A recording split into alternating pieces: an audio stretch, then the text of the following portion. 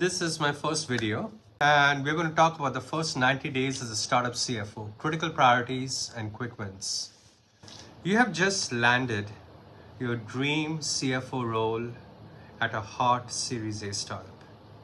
The CEO is breathing down your neck already. Investors want the monthly reports, and your finance team is, well, it's just you and a very thin staff. Does it sound familiar? Well, okay, so the first 90 days will make or break your success, you know that. So let me show you exactly what to prioritize, how to navigate the first 90 days.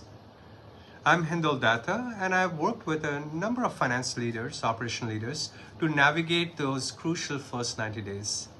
Today, I'm breaking down the exact roadmap that separates successful startup CFOs from those who flame out before their first board meeting.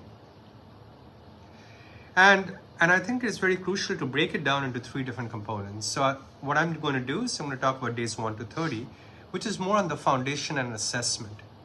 First things first, forget about building complex models. Your job in the first 30 days is forensic accounting. You need to understand what you've inherited. Start with the cap table. I have seen CFOs 3 months in discover they have been reporting the wrong ownership percentages to the board. So download the latest 409A, cross-reference it with your equity management system, and look at all the board consent forms and make sure every share is accounted for. It builds credibility. Next, audit your revenue recognition process. If you're SaaS, pull every contract from the last 12 months, look for non-standard terms, multi-year deals, and professional services components. I guarantee you'll find at least 3 contracts that are recognized incorrectly. Here's your day 1 checklist. Access to all bank accounts, credit cards, and loan agreements. Get admin rights to your accounting system, equity platform, payroll, and also request read-only views to your CRM, your CPQ, your legal contract management system.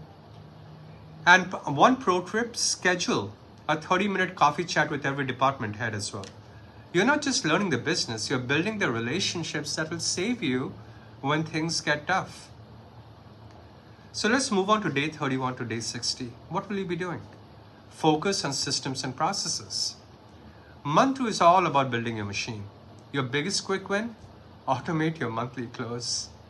Most startups are closing their books in 15 to 20 days, but you should target 5 business days. Here's how.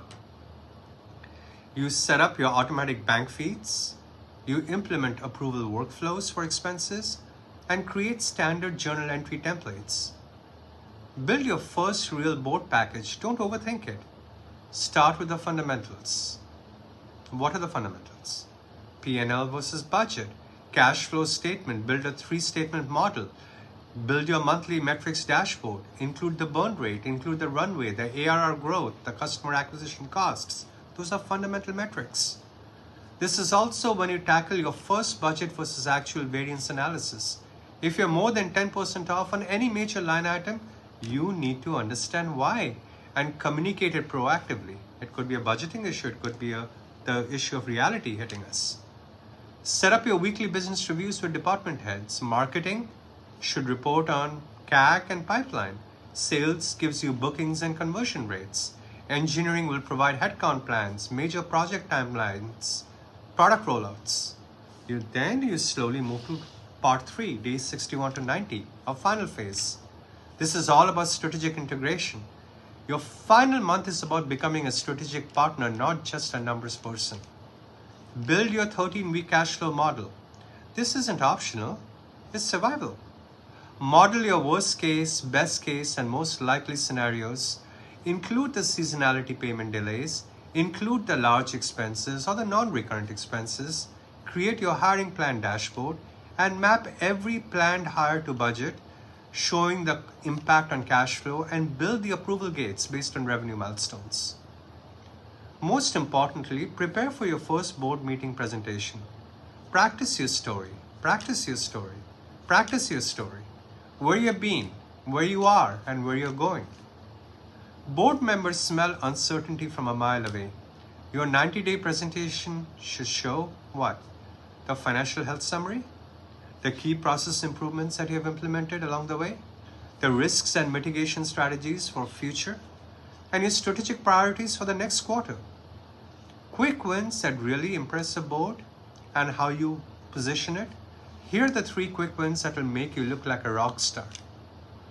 Implement expense management software. The CEO and the board will love seeing real-time spending visibility. Second, set up an automated financial reporting system.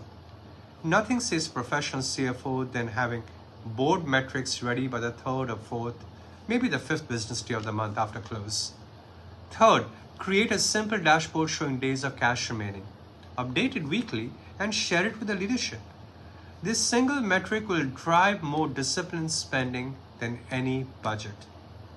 So those 3 phases are super important. And remember, your first 90 days are not about perfection. They are about progress and they are about building trust.